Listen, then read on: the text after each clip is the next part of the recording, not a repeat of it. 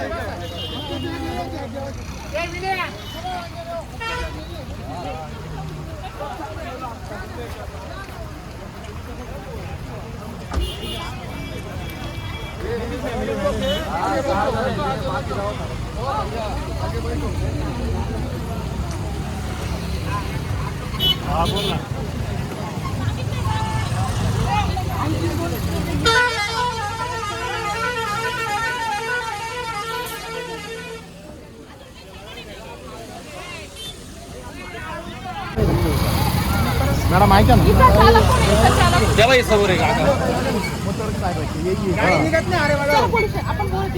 हो बोलून